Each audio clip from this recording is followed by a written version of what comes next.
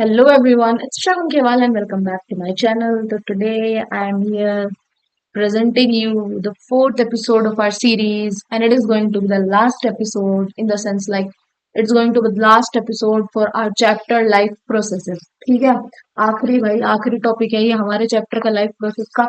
और fourth episode में हम अपन पूरा चैप्टर खत्म कर देंगे। फिफ्थ एपिसोड से हमारी सीरीज के स्टार्ट होगा हमारा नया चैप्टर, जिसको हम कोशिश करेंगे 2-3 एपिसोड के अंदर ही निपटा डालेंगे। ठीक है, चलो भाई शुरू करते हैं। शगुन खेवाल के साथ बायोगी हेरा फेरी में एपिसोड 4 में स्वागत है आप सबका, जिसमें हम पढ़ने वाले हैं excretion, which is going to the last topic of our chapter 1, that is life processes. इसके साथ हमारा सबसे बड़ा और सबसे जो कि थोड़ा दिमाग चलाने वाला चैप्टर है, दिमाग घुमाने वाला चैप्टर है, कंफ्यूजिंग चैप्टर बोल लो। वैसे तो ये इंटरेस्टिंग है काफी, लेकिन थोड़ा सा कंफ्यूजिंग चैप्टर कुछ कुछ पॉइंट्स ऑफ व्यू में आता है। वो चैप्टर आज समाप्त होने जा रहा है, तो कृपया आखिरी टॉपिक है, इसको बड़े ध्यान से सुने और अपने दिमाग में घुसाने की कोशिश करें। ठीक है, आज हम पढ़ने वाले हैं अपनी किडनी के बारे में।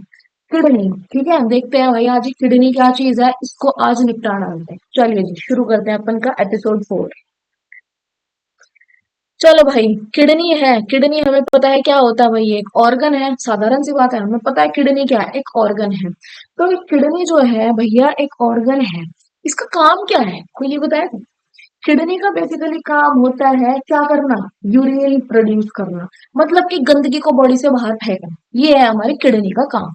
तो गंदगी को बॉडी के बाहर फेंकना, ठीक है, इस चीज का भी तो कुछ नाम होगा ना। ये तो किडनी ने कर रही है, किडनी कर रही है कि बॉडी के अंदर जितनी भी गंदगी बन रही है उसे इकट्ठा करेगी, उसे बॉडी से बाहर निकाल देगी।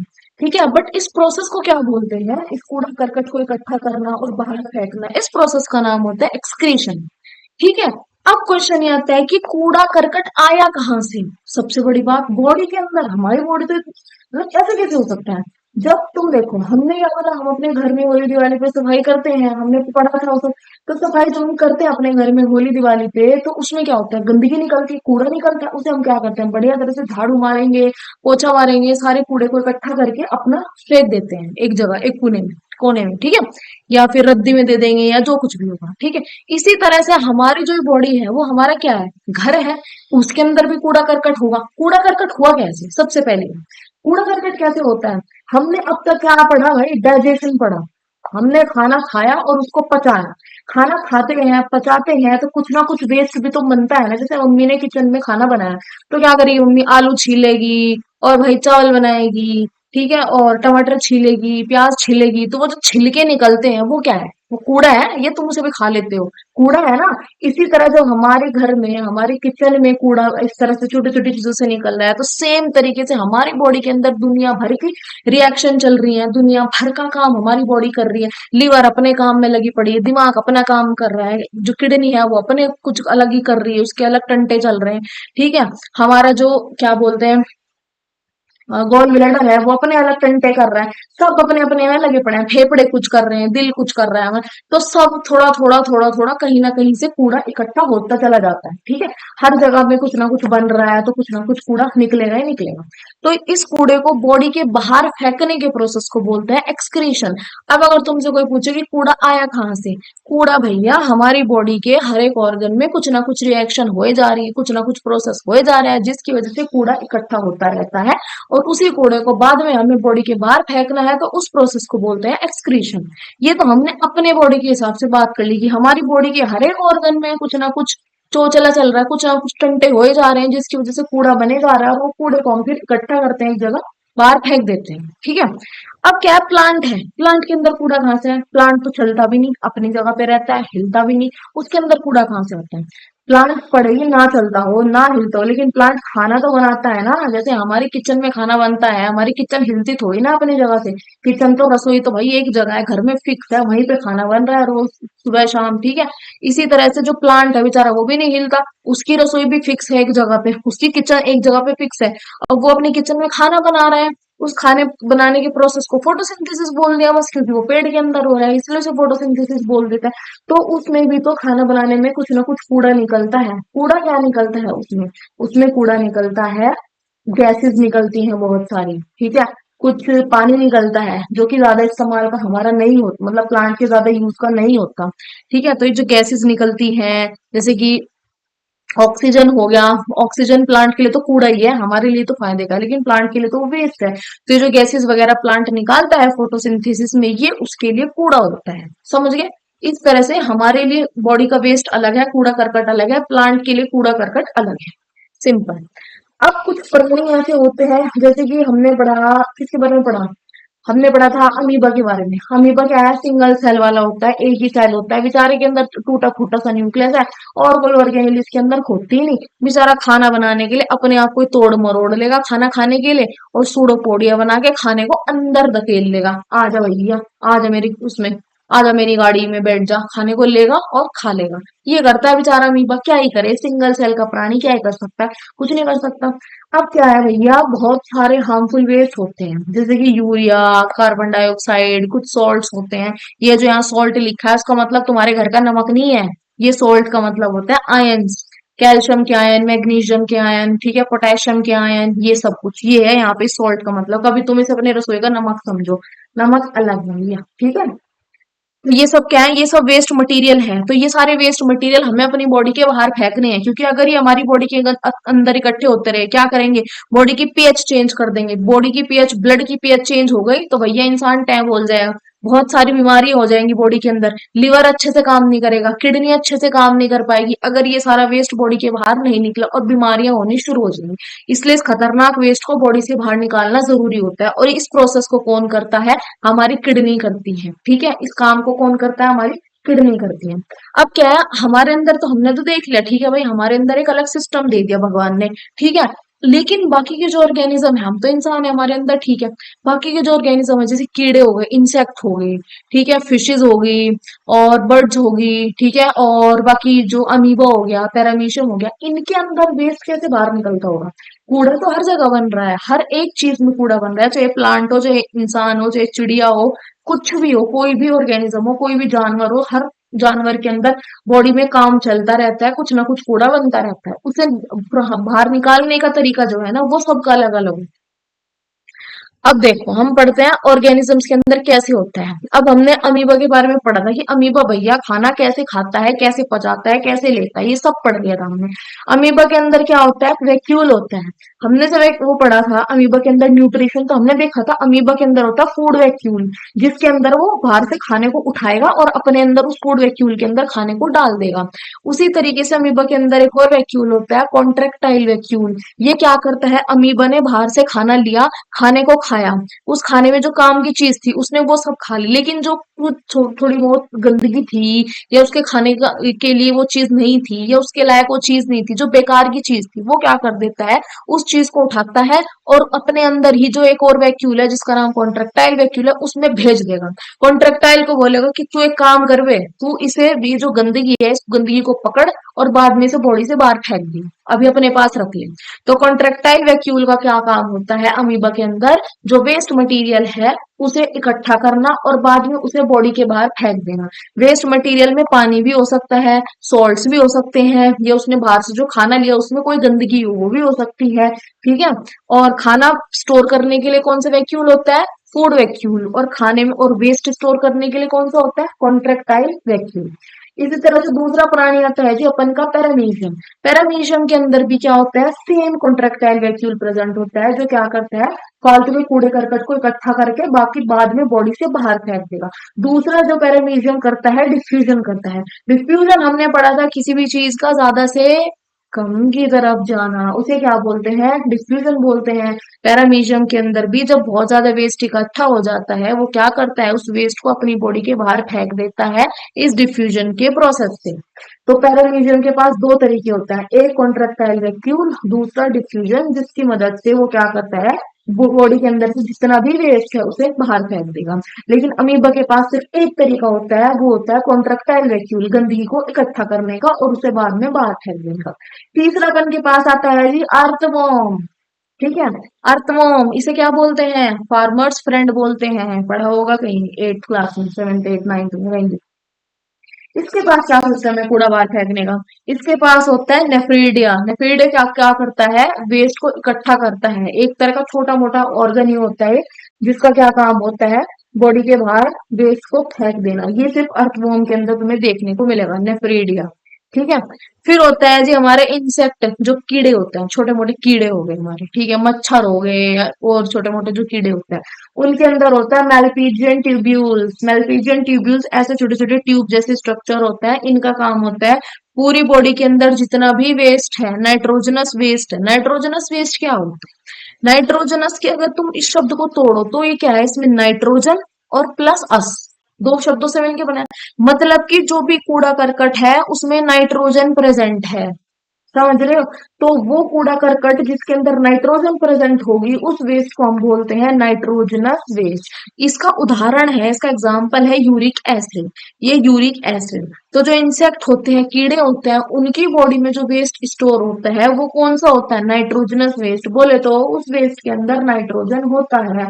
और ऐसे वेस्ट का एग्जाम्पल होता है जी यूरिक एसिड। मतलब कि इंसेक्ट्स क्या करते हैं, यूरिक एसिड को बॉडी के बाहर फेंकते हैं। उनके अंदर जो वेस्ट बनता है उसका नाम यूरिक एसिड होता है, वो बॉडी के बाहर फेंका जाता है। ये क्वेश्चन हमारी रेफरेंस बुक्स में, ये चारों चीजों के ये जो वैक्यूल्स है ये रेफरेंस बुक से लिए गए हैं, उसमें दिए गए हैं। एमसीक्यू में पूछ लेगा तो सिर्फ इतना याद रखो, अमीबा के अंदर होता है कॉन्ट्रेक्टाइल वैक्यूल, पैरामीशियम के अंदर कॉन्ट्रेक्टाइल वैक्यूल प्लस डिफ्यूजन, दो चीजें होती हैं। अर्थवॉर्म के अंदर नेफ्रिडे होता है और इंसेक्ट के अंदर मेलपीजियम ट्यूब्यूल्स होते हैं, जिनका काम होता है यूरिक एसिड को गेट आउट कर देना, ठीक है, बॉडी के बाहर। उसके बाद एक हमारा बड़ा छोटा सा देसी कॉन्सेप्ट है, हमारे लिवर से जुड़ा हुआ जो है। लिवर क्या टंटा करता है, देखो लिवर बड़ा मजेदार खेल खेलता है। हमने क्या पढ़ा था, जब हमने सबसे पहले लेक्चर पे न्यूट्रिशन पढ़ा था, न्यूट्रिशन में हमने पढ़ा था कि हमें एनर्जी लेनी है, हमें एनर्जी चाहिए, मजदूर चाहिए। मजदूर हमें कहाँ से मिले, एनर्जी कहाँ से मिले हमें? फूड से एनर्जी मिलती है जी, खाना खाएंगे जी और बल्ले बल्ले होगा जी, अपना एनर्जी मिल जाएगी जी। अब जो खाना है, हमने उसमें पढ़ा था खाना तीन चीजों से मिलकर बनता है। खाने के अंदर ऐसा क्या है कि वो हमें एनर्जी दे देगा, और जी उसके अंदर तीन चीजें हैं, कार्बोहाइड्रेट, फैट्स और प्रोटीन्स। ये तीनों छोटे छोटे टुकड़ों में टूटती हैं जी और हमें एनर्जी बढ़ा देती है जी, ऐसे हमें एनर्जी मिलती है खाने से। अब हम यहाँ बात करेंगे प्रोटीन की। प्रोटीन क्या है, बड़ा सुना होगा डाइट में कि इतने ग्राम प्रोटीन होना चाहिए, इतने ग्राम लेना चाहिए, या इससे हमें इतने ग्राम प्रोटीन मिलता है, ये सब बहुत सुना होगा आजकल। हेल्थ कॉन्शियस हेल्थ आजकल सभी लोग, हमें भी होना चाहिए, अच्छी बात है, बाहर का जंक नहीं खाना चाहिए, बिल्कुल नहीं खाना चाहिए, ठीक है, समझे? चलो भाई, अब इसमें हमारे पास प्रोटीन है, बहुत सुना है हमने प्रोटीन के बारे में, पर ये प्रोटीन होता क्या है? क्या है ये प्रोटीन है? पनीर प्रोटीन है? पनीर के अंदर प्रोटीन है, बट प्रोटीन क्या चीज है? चलिए जी, प्रोटीन क्या होता है, हमारा एक, बोले तो मैक्रोमोलिक्यूल होता है। कैसा? मैक्रोमोलिक्यूल। मैक्रोमोलिक्यूल क्या होता है भाई? मैक्रोमोलिक्यूल दो शब्द से मिलकर बना है, मैक्रो प्लस मोलिक्यूल। क्या भैया? Macro plus molecule. मैक्रो का मतलब होता है बड़ा, और मोलिक्यूल का मतलब क्या होता है, जो दो तीन चीजों से छोटे छोटे एटम से मिलके बना होता है। मतलब कि एक बड़ी सी चीज है जो कि किससे, छोटे छोटे एटम से जुड़ के मिलके बनी हुई है, उसे क्या बोलते हैं? मैक्रोमोलिक्यूल। मतलब अगर मैं तुम्हें देसी या सिंपल भाषा में समझाऊं तो माला देखिए, माला मोतियों वाली जो माला होती है, तो वो हमारा प्रोटीन है। वो हमारी एक माला क्या होगी, हमारा प्रोटीन हो गया। उस माला के अंदर छोटे छोटे मोती हैं, उसमें जो एक मोती है ना, ये छोटे छोटे मोती, इन मोतियों को बोलते हैं अमीनो एसिड। इन्हें क्या बोलते हैं हम? Amino acid. अमीनो एसिड्स क्या होते हैं? वो छोटे छोटे मोती जो आपस में मिलके जब एक धागे में पिरोते हैं हम, तो पूरी माला बना देंगे, ठीक है। तो उस पूरी माला को हम क्या बोलते हैं? प्रोटीन बोलते हैं। और उस माला के अंदर सिंगल सिंगल मोती जो है, ये इन मोतियों को हम क्या बोलते हैं? अमीनो एसिड्स बोलते हैं। तो हमारी प्रोटीन क्या है? हमारी माला है, और उस माला के एक एक मोती का मतलब एक एक अमीनो एसिड है। इतनी बात समझ आई? अब हमारी बॉडी में लिवर प्रेजेंट है, लिवर के अंदर ये प्रोटीन जाता है। लिवर क्या करता है, इस प्रोटीन की जो ये माला है, पूरी माला, इस माला के एक एक मोती को तोड़ देगा, इस माला को तोड़ना शुरू कर देगा। मतलब ये माला को तोड़ेगा, सारे मोती को इसके अलग कर देगा, ठीक है। इस प्रोटीन के एक एक मोती को अलग कर देगा, और एक एक मोती को अलग जब कर देता है तो उससे क्या बनता है जी? अमोनिया बन जाता है जी, अमोनिया। अमोनिया बड़े खतरनाक चीज होती है, जहरीली टॉक्सिक चीज होती है, हमारी बॉडी के लिए बिल्कुल भी अच्छी नहीं होती। तो लिवर क्या करता है, लिवर को पता है कि कोई चीज मेरे लिए अच्छी नहीं है, तो मैं उसे अपने पास क्यों रखूं। लेकिन एक दिक्कत है, लिवर इसे बॉडी से बाहर तो फेंक देगा, लेकिन डायरेक्ट अमोनिया की फॉर्म में बाहर नहीं फेंक सकता। ठीक है। तो लिवर को क्या करना, क्योंकि ये बड़ी खतरनाक चीज है, ऐसे ही डायरेक्ट नहीं फेंक सकता वहां, तो लिवर को क्या है ना, थोड़ी सी मेहनत करनी पड़ती है। क्या मेहनत करनी पड़ेगी? अब लिवर को पता है कि तेरे पास बड़ा खतरनाक हथियार है, बड़ा खतरनाक बॉम्ब रखा तेरे पास, अमोनिया। तूने अगर ये अमोनिया कहीं आगे पहुंचा दिया, तो जहां तू पहुंचाएगा वहां उस चीज को, या उस ऑर्गन को, या उस हिस्से को, या उस प्रॉपर्टी को खराब कर देगा ये तेरी बॉडी के अंदर। ठीक है। तो लीवर क्या करता है, सोचता है कि बाकी किसी का नुकसान क्यों हो, चलो मैं थोड़ी और मेहनत कर लूं। तो वो क्या करेगा, इस अमोनिया को कन्वर्ट कर देगा या तोड़ देगा यूरिया में।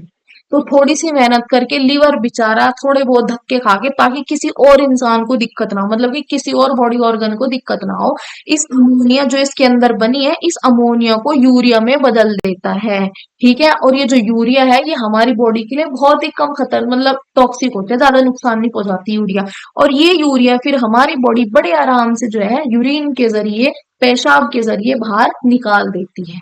समझ आई कैसे होता है? तो ये अमोनिया कंसेप्ट समझ आया। ये भैया एनडी में पूछा जाता है, ये एमसीक्यू में आ सकता है कि हमारी बॉडी अमोनिया को डायरेक्ट बाहर क्यों नहीं निकालती, क्योंकि ये टॉक्सिक है। तो इसे किसमें कन्वर्ट करती है? यूरिया में करती है। कौन कन्वर्ट करता है इस काम को? लिवर कन्वर्ट करता है। ये अमोनिया बनता कैसे है? प्रोटीन की जो माला थी उसका एक एक मोती टूट जाएगा, उन एक एक मोती के टूटने की वजह से अमोनिया बनता है। लेकिन लिवर को ये चीज पता है कि अमोनिया बहुत जहरीला है, बहुत खतरनाक है। अगर तूने इसे किसी और ऑर्गन के पास भेज दिया, डायरेक्ट किडनी के पास भेज दिया, तो तेरी किडनी को ये खराब कर सकता है। तो लिवर क्या करता है, ताकि किसी और को दिक्कत ना हो, किसी और ऑर्गन को दिक्कत ना हो, लिवर खुद सोचता है कि चल एक काम करता हूँ, मैं ही इसे क्या है, इसके अंदर जो टॉक्सिसिटी है, जहर है, उसे कम कर देता हूँ। उस जहर को कम करने के लिए क्या करना पड़ता है, लिवर को इस अमोनिया को यूरिया में बदलना पड़ता है। और जैसे ही ये यूरिया में बदल गया, अब ये क्या हो गया, इसके में जितना भी जहर था वो सब खत्म हो गया। तो अब ये आसानी से हमारी बॉडी के बाहर आ सकता है। फिर जैसे ये यूरिया बदलता है, बदल गया यूरिया में, फिर लीवर क्या करेगा, इस यूरिया को उठा के किडनी के पास भेज देगा। किडनी को बोलेगा, ले भाई मैंने तेरा काम कर दिया आसान। ठीक है, अब मैंने इसके अंदर जितना भी जहर था वो सब हटा दिया। अब तू पकड़ इस यूरिया को और इसे बॉडी के बाहर फेंक दे। तो जो किडनी है वो क्या करेगी, यूरिया को उठाएगी और बॉडी के बाहर, हमारी बॉडी के बाहर यूरिन की फॉर्म में इसको बाहर निकाल देगी। तो इस तरह से वेस्ट बाहर निकलता है। ये तो हमने अब तक क्या पढ़ा, एक्सक्रीशन क्या है। ठीक है। जो और बाकी ऑर्गेनिज्म है वो एक्सक्रीशन कैसे करते हैं, हमारा लिवर में कैसे अमोनिया बना, कैसे इस जहरीले को कम जहरीले पदार्थ में बदला गया, और कैसे इसे बॉडी से बाहर निकालते हैं, ये सब हमने पढ़ा मोटा मोटा। तुम्हें याद रखना है, लिवर के अंदर अमीनो एसिड से बनता है अमोनिया। अमोनिया को बदला जाता है यूरिया में, क्यों? क्योंकि अमोनिया जहरीला होता है, टॉक्सिक होता है। और फिर यूरिया को भेजा जाता है किडनी के पास, और किडनी से बॉडी के बाहर फेंक दी। ठीक। अब जो मेन कॉन्सेप्ट शुरू होगा यहाँ पे, ये आ गया भाई, एक्सक्रीशन इन ह्यूमन बीइंग। हमारे अंदर जो कूड़ा करकट है उसे कैसे हम अलग अलग बॉडी पार्ट से एक जगह इकट्ठा करेंगे, फिर उसे बॉडी के बाहर फेंकेंगे, इस पूरे प्रोसेस को हम इसमें पढ़ेंगे। सबसे पहले हमने अब तक पढ़ा कि हमने खाना खाया था, खाने को पचाया था, खाने को पचाने के लिए हमारे पास एक अलग सिस्टम था जिसका नाम क्या था, डाइजेस्टिव सिस्टम। उसके बाद हमने क्या किया, उस खाने को ऑक्सीजन की मदद से तोड़ा, उससे एनर्जी ली, उसके लिए हमारे पास एक अलग सिस्टम था जिसका नाम था रेस्पिरेटरी सिस्टम। फिर हमने क्या किया, हमारी बॉडी में जितनी भी एनर्जी बनी थी उस एनर्जी का इस्तेमाल किया और ब्लड को ट्रांसपोर्ट कराया, ऑक्सीजन को पूरी बॉडी में पहुंचाया। उसके लिए हमारे पास क्या था, सर्कुलेटरी सिस्टम। बिल्कुल इसी तरीके से बॉडी के अंदर जितना भी वेस्ट बना उसे बाहर फेंकने के लिए कौन सा सिस्टम है, एक्सक्रीटरी सिस्टम। इस एक्सक्रीटरी सिस्टम के हमारे पास बेसिकली 5 पार्ट होते हैं। सबसे पहले तो इसमें होती है 2 किडनी। किडनी क्या होंगी, जैसे हमारा राजमा होता है, राजमा की शेप वाली 2 किडनी होती है। फिर इसके पास क्या होंगी, 2 पतली पतली ट्यूब होती हैं जिनका नाम होता है यूरेटर। फिर इसके पास क्या होता है, एक थैला होता है, इसे क्या बोलते हैं, यूरिनरी ब्लेडर। इस थैले का काम होता है जितना भी यूरिन होगा उस सब के सबको यहाँ इस थैले में इकट्ठा कर लिया जाएगा। उसके बाद होता है यूरिथ्रा। यूरिथ्रा एक छोटा सा ओपनिंग होती है, छेद होते हैं जिसके थ्रू सारा यूरिन बॉडी के बाहर निकलेगा। फिर एक होता है हमारा नेफ्रॉन। नेफ्रॉन होता है बेचारे किडनी का बच्चा। समझ आए, किडनी का बच्चा होता है नेफ्रॉन। ये जो किडनी है ना, इसके अंदर छोटे छोटे बहुत सारे बच्चे होते हैं, इससे उन्हें बोलते हैं हम नेफ्रॉन। चलो एक एक करके पढ़ें। अब किडनी क्या है, किडनी कितनी होती है हमारी बॉडी में? दो किडनी प्रेजेंट होते हैं, मतलब कि एक जोड़ा किडनी का प्रेजेंट होता है। होता कहाँ पे है? तुम्हारी रीढ़ की हड्डी है, रीढ़ की हड्डी के लेफ्ट और राइट साइड में, पीछे की तरफ, लेफ्ट और राइट साइड में क्या होता है? पीछे की तरफ, यहाँ साइड में बोल सकते हैं हम, यहाँ किडनी प्रेजेंट होती है, तो एक लेफ्ट साइड और एक राइट साइड। इसका काम क्या होता है? बॉडी के अंदर से जितनी भी गंदगी है उस सबको बाहर निकालना, और बॉडी के अंदर एक प्रॉपर बैलेंस बना के रखना, एक प्रॉपर होम्योस्टेसिस बना के रखना। होम्योस्टेसिस का मतलब क्या होता है? स्टेबिलिटी, बैलेंस बना के रखना, मतलब कि कोई भी चीज ज्यादा नहीं होनी चाहिए, कोई भी चीज जरूरत से कम नहीं होनी चाहिए। प्रॉपर बैलेंस बनाता है, चाहे वो पानी का हो, चाहे वो आयंस का हो, न्यूट्रिएंट्स का हो, विटामिन का हो, प्रोटीन का हो, हर एक चीज का प्रॉपर बैलेंस बनाने का काम किसका होता है? किडनी का होता है। और किसका काम क्या होता है? जो ब्लड है, ब्लड हमारा, हमने ब्लड के बारे में पढ़ा था लास्ट लेक्चर में, जिसमें हमने क्या पढ़ा कि ब्लड कहाँ जाता है? हार्ट, हार्ट से लंग्स के बाद, लंग्स के पास जाएगा, लंग्स से दोबारा हार्ट में आ जाएगा, फिर हार्ट से कहाँ पे जाता है? पूरी बॉडी में जाएगा, सेल्स के पास, टिश्यूज के पास, वहां से दोबारा हार्ट में आ जाएगा। वो गोल गोल चक्कर काटने में ब्लड बेचारा अपना लगा हुआ था कल, ठीक है, जिसे हमने डबल सर्कुलेशन बोला। अब वो जो खून है हमारा, उस खून के अंदर हमें पता है गंदगी थी, तो उसे फिल्टर करने के लिए भी किडनी का इस्तेमाल किया जाता है। बाकी किडनी हमारा ब्लड प्रेशर भी मेंटेन करके रखते हैं, बीपी, बीपी को भी तो किडनी संभालती है, ठीक है। कैसे संभालती है बीपी को किडनी? बीपी, ब्लड प्रेशर, मतलब खून कितना प्रेशर लगा रहा है, ये है ब्लड प्रेशर हमारा, ठीक है। ब्लड ने कितना प्रेशर लगाया उसी को हम बीपी बोलते हैं। तो अब किडनी क्या करते हैं? किडनी के अंदर एक, किडनी में छलनी होती है, उस छलनी में क्या आता है? सारा का सारा खून पड़ता है और वो छन के नीचे निकल जाता है। तो ये काम भी किडनी का ही होता है कि ये चीज ध्यान रखिए कि जो वो छलनी में खून छान रहे हैं हम अपना, वो प्रॉपर तरीके से फिल्टर होना चाहिए, अच्छे से, थोड़ा आराम आराम से, धीरे धीरे फिल्टर होना चाहिए, ताकि अगर वो धीरे धीरे अच्छे से फिल्टर होगा तो हमारी बीपी जो है ना इंसान का, हमारा जो ब्लड प्रेशर है बॉडी का, वो बिल्कुल फिट रहेगा, बिल्कुल ठीक रहेगा। लेकिन जब उस चीज से छानने में कुछ ना कुछ गड़बड़ हो रही है, तब बीपी कम ज्यादा होता है। समझ आई? मतलब प्रॉपर ब्लड का सप्लाई नहीं हो पा रहा अच्छे से हमारे हार्ट तक, हार्ट तक अगर सप्लाई अच्छा नहीं होगा तो किडनी में भी सप्लाई अच्छा नहीं होगा, किडनी में भी सप्लाई अच्छा नहीं है, इसका मतलब बीपी में कुछ ना कुछ ऊपर नीचे हो रहा। समझे? हमारा जो हार्ट है ना, और हमारा जो किडनी है, दोनों के दोनों आपस में जुड़े हुए हैं। जितना भी खून हमारे दिल में जा रहा है, आ रहा है, छन उसमें जा रहा है दिल, हार्ट के अंदर, वो सारा का सारा बाद में ना हमारी किडनी में आता है। तो अगर हमारे हार्ट में किसी भी पतली पतली ट्यूब पड़ी थी, हमने क्या पड़ी थी? आर्टरी, वेन, ये सब पड़ी थी, इनके अंदर खून बहता है। तो अगर हमारी हार्ट की किसी भी आर्टरी में कुछ भी थोड़ी बहुत दिक्कत हुई, तो उसका असर हमें कहीं ना कहीं किडनी पे भी देखने को मिलेगा। और किडनी पे अगर असर देखने को मिल रहा है, इसका मतलब ब्लड प्रेशर में भी कुछ ना कुछ गड़बड़ देखने को मिलेगी। समझे? तो हार्ट और किडनी ना दोनों भाई बहन है, दोनों आपस में जुड़े हुए होते हैं। अगर इनमें से किसी में भी अगर हार्ट में दिक्कत है, तो उसका असर किडनी में देखने को ही मिलेगा, पक्का देखने को मिलेगा, और ब्लड प्रेशर में भी देखने को मिलेगा। हम देखते हैं कि एक उम्र के बाद बीपी की दिक्कत बहुत बढ़ जाती है, ब्लड प्रेशर हाई रहने लगता है लोगों का। उसका होने का कारण क्या है? उसका सिंपल होने का कारण है कि हार्ट, इंसान का जो दिल है ना, वो अच्छे से काम नहीं कर रहा। उसके अंदर कोई ना कोई जो पतली पतली बहुत सारी ट्यूब पड़ी थी, हमने आर्टरी पड़ी थी, वेन पड़ी थी, कुछ याद है? उस आर्टरी में कुछ ना कुछ तो गड़बड़ है, क्योंकि हमने पढ़ा था कि ब्लड प्रेशर के लिए आर्टरी ही जिम्मेदार होती है, वेन नहीं, आर्टरी जिम्मेदार होती है। तो आर्टरी जो है ना, उस आर्टरी में कुछ ना कुछ तो गड़बड़ है, जिसकी वजह से किडनी में जो खून जा रहा है वो भी अच्छे से पहुंच नहीं पा रहा, अच्छे से उसका सर्कुलेशन नहीं हो रहा, जिसकी वजह से बीपी जो है वो बढ़ रहा है। समझ आया? आर्टरी में कुछ ना कुछ गड़बड़ होना ही आर्ट ये इस चीज को इंडिकेट करेगा, इस चीज को दर्शाता है कि ब्लड सर्कुलेशन प्रॉपर नहीं हो रहा, इसलिए बीपी की दिक्कत बढ़ रही है। ठीक है? तो पहला हमारा किडनी था। दूसरा हमारा क्या है? यूरेटर। यूरेटर होती है पतली पतली सी पाइप, ऐसे दो आर्टरी जैसी पाइप होते हैं, बिल्कुल ऐसे दो पाइप आएंगे, ठीक है। इनका साधारण सा काम है, मस्कुलर होते हैं, मसल से मिलके बनी होते हैं, ठीक। इनका काम होता है सिंपल ना यूरिन को लेके आना और यूरिनरी ब्लैडर में स्टोर कर देना। ये सिर्फ यूरिन लेके आते हैं, ब्लड नहीं लेके आते हैं, ठीक है। ब्लड नहीं लेके आते, यूरिन लेके आते हैं। यूरिन क्या होता है? लिक्विड वेस्ट हमारी बॉडी का, जिसके अंदर यूरिया होगा, पानी होगा, सॉल्ट होगा, ये सारी चीजें होती हैं, लेकिन उसके अंदर ब्लड नहीं होता, याद रखो। कभी देखा है ब्लड? नहीं, उसमें ब्लड नहीं होता, ठीक है। तो वो इतनी चीज को पॉइंट आउट करके पूछ लेगा कि यूरेटर किसे लेके आता है, ब्लड को लेके आता है, यूरिन को लेके आता है, दोनों को लेके आता है। अगर उसने तीन ऑप्शन दे दिए, तो ब्लड सिर्फ यूरिन को लेके आता है और उसे यूरिनरी ब्लैडर में लेके जाएगा, but it does not carry blood, ठीक है, क्योंकि ब्लड जो है वो छन जाता है, अलग सेपरेट हो जाता है, तो यूरेटर ब्लड लेके नहीं आता।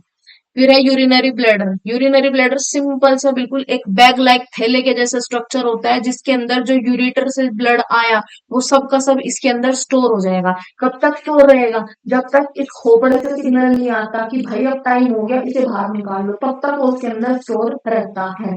ठीक है। थैला बिल्कुल रबड़ का, रबड़ नहीं होती जैसे स्ट्रेचेबल रबड़ होती है, बिल्कुल उसी तरह का, जैसे गुब्बारा हो गया है, जिसमें हवा भर दो फूलता जाएगा, इसी तरह से, लेकिन एक लिमिट तक ही फूलेगा, उसके बाद वो फट जाता है गुब्बारा। उसी तरीके से यूरिनरी ब्लैडर होता है। तो कुछ स्पेसिफिक अमाउंट में यूरिन को ये स्टोर कर सकता है, बहुत ज्यादा यूरिन को स्टोर नहीं कर सकता। ठीक है। अगर तो करता ही नहीं, लेकिन कई बार ऐसा होता है कि यूरिनरी ब्लैडर में क्या है, कुछ ना कुछ गड़बड़ हो जाती है, जिसकी वजह से इसके अंदर यूरिन इकट्ठा होता रहेगा, लेकिन हमारे ब्रेन को पता नहीं चलता कि कितना इकट्ठा हो गया। तो उसके कई बार अगर कोई दिक्कत हुई बॉडी में, किडनी में कुछ दिक्कत है, प्रॉपर काम नहीं कर पा रही, तो उसकी वजह से ब्रेन अच्छे से किडनी के साथ बातचीत नहीं कर पाता। तो जो यूरिनरी ब्लैडर है उसमें क्या होगा, यूरिन भरता रहेगा भरता रहेगा भरता रहेगा, दिमाग को पता ही नहीं चल पा रहा। तो एक सिचुएशन ऐसे आ जाएगी कि ये जो बैग है ये फट जाएगा।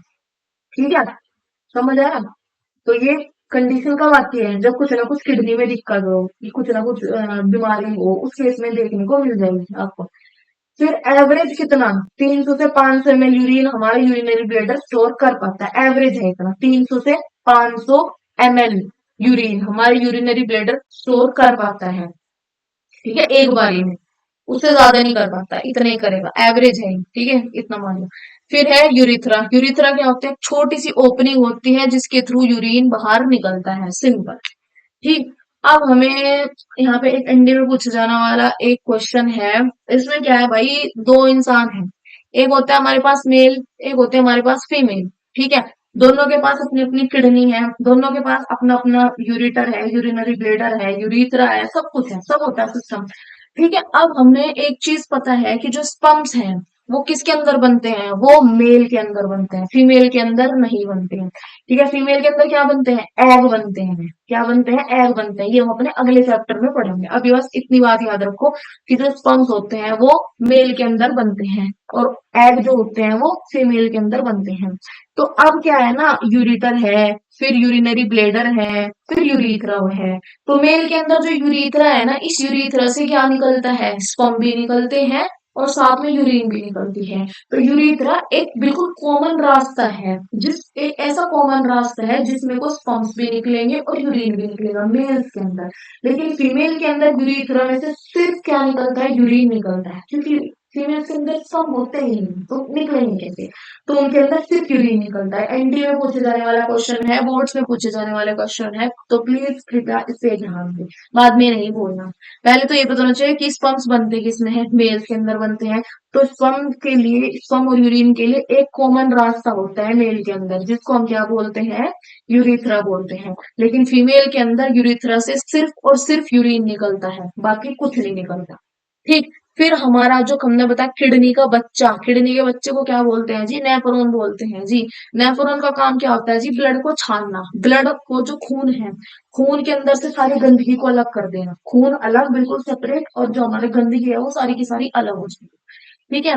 बाकी जो मोस्ट इंपोर्टेंट इसमें पॉइंट है, मोस्ट इंपोर्टेंट पॉइंट इसमें ये है कि ये क्या होता है, it is a structural and functional unit of excretory system. ये क्वेश्चन 110% पूछा जाता है नेफ्रॉन के बारे में।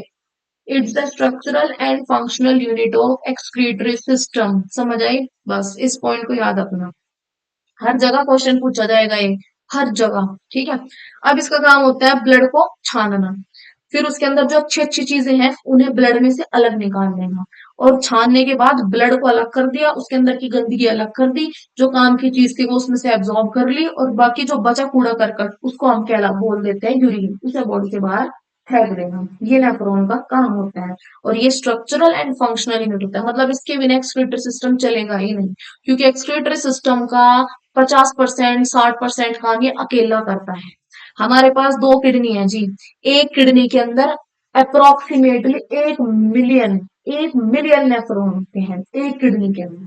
ठीक है। तो दो किडनी है तो टोटल हमारे एक्सक्रीटरी सिस्टम में कितने नेफ्रॉन हुए, अप्रोक्सीमेटली 2 मिलियन नेफ्रॉन होते हैं। अब तुम देखो 2 मिलियन बच्चे किडनी के, तो कितना काम करते होंगे ये, कितनी मतलब अगर हमारे शरीर में कोई भी चीज इतनी अधिक मात्रा में है, मतलब उसकी जरूरत कितनी ज्यादा पड़ती होगी हमारी बॉडी को, कितनी ज्यादा हमारी बॉडी को जरूरत है, मतलब अब जरूरत भी किस काम की नहीं है, ब्लड को छानने में, मतलब कितना ज्यादा खून छान रही है हमारी किडनी कि हमें 2 मिलियन की जरूरत पड़ेगी। ऐसे कितना खून है, बताओ कितना खून है, नीचे पता चलेगा कितना खून हमारी किडनी फिल्टर करती है एक दिन में, कि हमें इतने नेफ्रॉन की जरूरत पड़ेगी, वरना एक दो होता बहुत होता, अमाउंट बहुत ज्यादा है, बहुत ज्यादा है।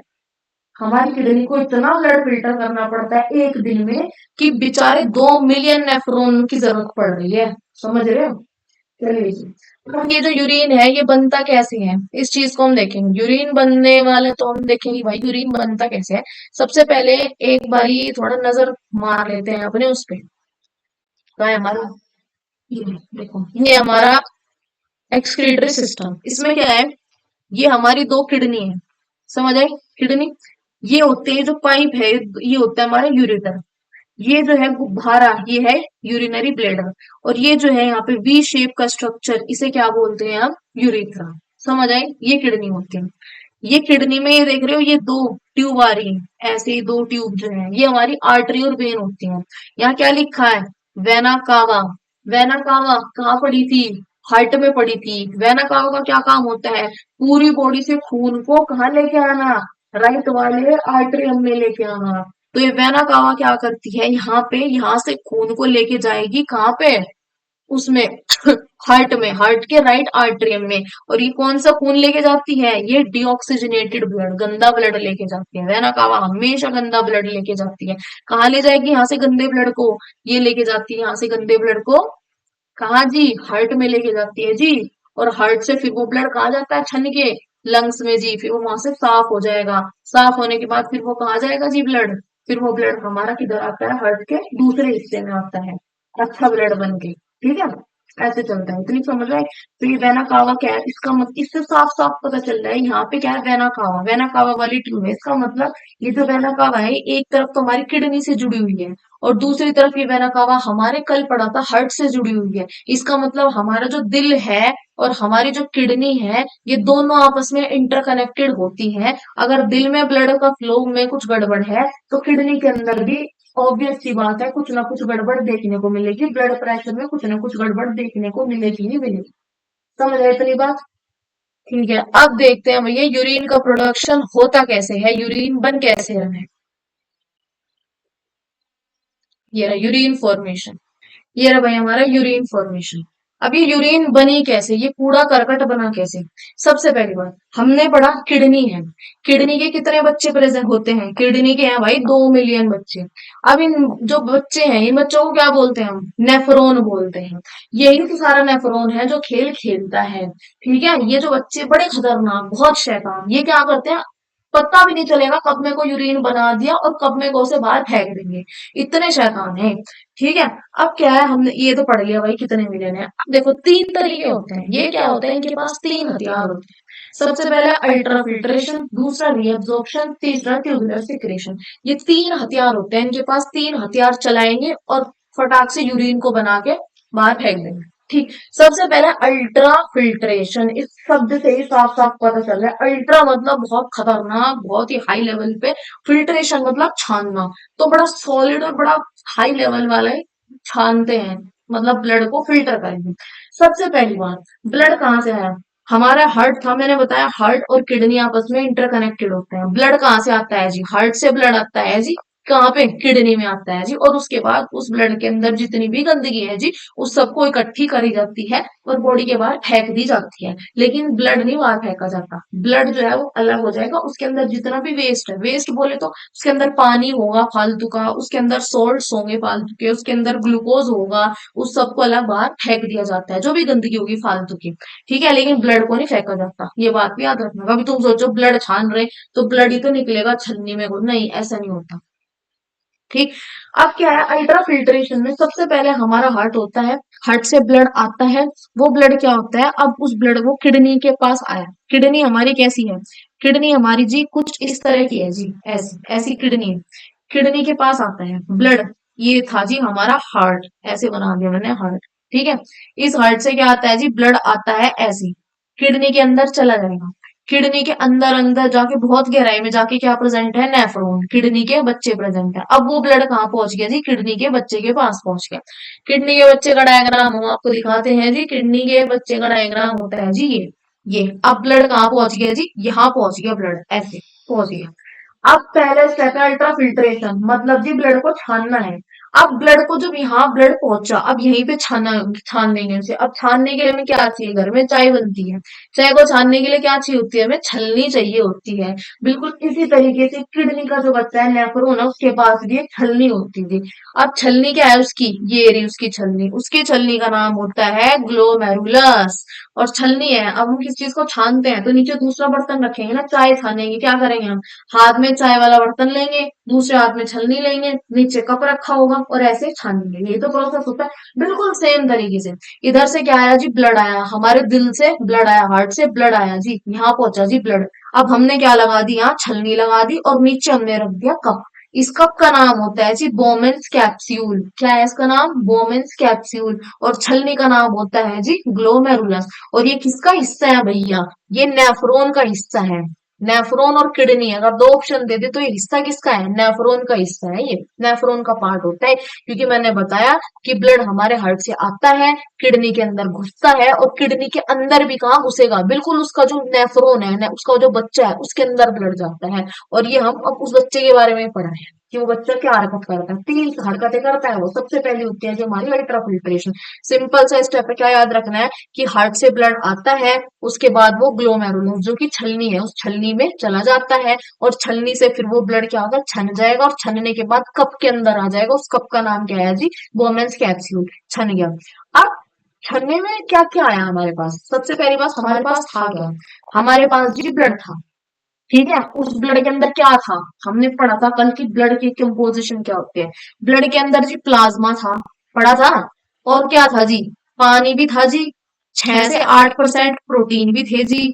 ठीक है, ये सारी चीजें हमारे ब्लड के अंदर होती हैं, हमने ब्लड की कंपोजिशन पढ़ी थी कल। और बाकी क्या था जी, रेड ब्लड सेल्स भी थे जी, WBC भी थे जी, हीमोग्लोबिन भी था जी, ये सारी चीजें थी। तो जब ब्लड आया और ब्लड को हमने यहाँ छाना ऐसे ऐसे, तो कुछ चीजें जो बड़ी बड़ी चीजें थी, जैसे छलनी में जब हम चाय को छानते हैं तो चाय पत्ती ऊपर रह जाती है, चाय नीचे चल जाते हैं। उसी तरह से यहाँ पे भी जो बड़ी बड़ी मोटी मोटी चीजें होंगी, यानी कि बोले तो चाय पत्ती होगी, मतलब बोले तो बड़ी बड़ी चीजें, मतलब प्रोटीन हो गए, प्रोटीन बहुत बड़े होते हैं। ये आरबीसी हो गए, ये प्रोटीन और आरबीसी रह जाते हैं ऊपर। और जो पानी था, प्लाज्मा था और WBC, छोटी छोटी चीजें थी, बारीक बारीक पतली पतली चीजें थी, वो छन के कहाँ पहुंच जाएगी, इसके अंदर, इस कप के अंदर, इस बोमेन्स कैप्सूल के अंदर। और ये जो छन के हमारे पास कप के अंदर आया, इसका क्या नाम रख दिया हमने, ग्लोमेरुलर फिल्ट्रेट। ग्लोमेरुलर फिल्ट्रेट क्यों रखा, क्योंकि ये ग्लोमेरुलस से छन के आया है, उससे छन के आया तो इसका नाम रख दिया ग्लोमेरुलर फिल्ट्रेट। समझ आई, पहला स्टेप अल्ट्रा फिल्ट्रेशन ही है। क्या स्टेप है कि हमारे पास ब्लड आता है जी, कहाँ से आता है जी, हार्ट से हमारा ब्लड आता है। हार्ट से ब्लड कहाँ पे जाता है जी, हमारी किडनी के अंदर जो नेफ्रॉन है उसके पास जाता है जी। किडनी के अंदर नेफ्रॉन के पास क्या होता है, छलनी होती है, जिस छलनी का नाम क्या है, ग्लोमेरुलस होता है। उसमें ब्लड जाता है जी, वो छलनी ब्लड को छानती है। ब्लड छानने के बाद क्या मिलता है हमें, ग्लोमेरुलर फिल्ट्रेट मिलता है। किसके अंदर, कप के अंदर, जिस कप का नाम क्या है, बोमेन्स कैप्सूल है। और ऊपर हमें क्या मिलता है, ऊपर जो बचा, जैसे चाय पत्ती मिलती है छलनी में ऊपर, तो ऊपर छलनी में क्या मिलेगा जी हमें, प्रोटीन मिलते हैं और रेड ब्लड सेल्स मिलते हैं। जब रेड ब्लड सेल्स ऊपर ही रह गए, मतलब कि रेड ब्लड सेल का ऊपर रहने का मतलब ब्लड ऊपर रह गया सारा, बाकी जो पानी था और जो हमारा WBC थे वो नीचे आ गया। समझ आए, इसलिए हमें यूरिन में ब्लड देखने को नहीं मिलता। क्यों नहीं मिलता, क्योंकि ब्लड ब्लड बनता क्यों है, आरबीसी की मदद से ही तो खून को खून कहलाया जाता है, खून के अंदर आरबीसी है, इसलिए तो हम उसे ब्लड बोल रहे हैं। ठीक है, तो इसलिए हमारा जो ब्लड होता है वो ऊपर रह जाता है यहाँ इस छलनी में, इस वजह से नीचे ब्लड जो है हमें देखने को नहीं मिलता। सिर्फ क्या देखने को मिलता है, पानी देखने को मिलेगा और GWBC देखने को मिलेगी, ग्लूकोज देखने को मिलेगा, ये सब देखने को मिलता है। ब्लड तो शुरू में ही छन जाता है ऊपर के ऊपर ही, इसलिए हमें नीचे ब्लड देखने को मिलता ही नहीं। दूसरा स्टेप होता है जी हमारा रीएब्जॉर्प्शन। रीएब्जॉर्प्शन का सिंपल सा मतलब क्या है जी, अब जो चीज छन के नीचे आई, ग्लोमेरुलर फिल्ट्रेट में जो चीज छन के आई, उसके अंदर भी कुछ ना कुछ काम की चीज तो होगी। ठीक है, कुछ ना कुछ काम की चीज तो उसके अंदर होती है, ठीक है, जो नीचे हमारे पास आई है। अब ये तो है नहीं कि मैं जितनी भी चीज छनी है उस सबको उठाऊं और डायरेक्ट बॉडी के बाहर फेंक दूं, यूरिन बना दूं उसको, एकदम से फेंक दूं, ऐसे नहीं कर सकती मैं। उसके अंदर कुछ ना कुछ चीज काम की जरूर होगी। तो हमारी बॉडी क्या करती है, हमारा नेफ्रॉन क्या करता है, वो देखता है कि उस वेस्ट में कुछ ना कुछ तो काम का होगा, एक बार इसमें को नजर तो घुमा लूं, इसे स्कैन तो कर लूं एक बार। तो वो क्या करता है, उसे स्कैन करेगा। जब वो उसे स्कैन करता है तो उसे देखने को मिलेगा उसके अंदर ग्लूकोज, अमीनो एसिड, कुछ सोल्ट्स होते हैं और वेस्ट वगैरह होते हैं। तो इसके अंदर क्या होता है, ये ग्लूकोज हमारी बॉडी का क्या है, कहीं ना कहीं काम जरूर आता है। अमीनो एसिड क्या होते हैं, अमीनो एसिड एक तरह की प्रोटीन होते हैं जो मिलके प्रोटीन बनाते हैं। और बाकी कुछ सोल्ट्स होते हैं, जो भी उसके अंदर फिल्ट्रेट के अंदर काम की चीज होगी, हमारी बॉडी से सारी को एब्जॉर्ब कर लेगी। हमारा नेफ्रॉन उसे सारे को गटक के पी लेगा। इस प्रोसेस को बोलते हैं सेलेक्टिव रीअब्जॉर्प्शन। सेलेक्टिव रीअब्जॉर्प्शन क्यों बोलना, क्योंकि कुछ गिनी चुनी चीजों को ही सेलेक्ट करके उसने चूस लिया दोबारा से, सारे को चूस लिया दोबारा से। तो कुछ चीजों को सेलेक्ट किया उसने, गिनी चुनी को, सारी चीजों को थोड़ी ना वो पी गया, सारे फिल्ट्रेट को थोड़ी ना उसने एब्जॉर्ब कर लिया, कुछ गिनी चुनी चीजों को उसने एब्जॉर्ब किया, इसलिए इसे बोलते हैं सेलेक्टिव रीअब्जॉर्प्शन। ये होता कहाँ है, ये होता है हमारे पीसीटी में। पीसीटी का नाम क्या है जी, प्रॉक्सिमल कॉन्वोल्यूटेड ट्यूब्यूल। दिखाते हैं अभी आपको, ठीक है।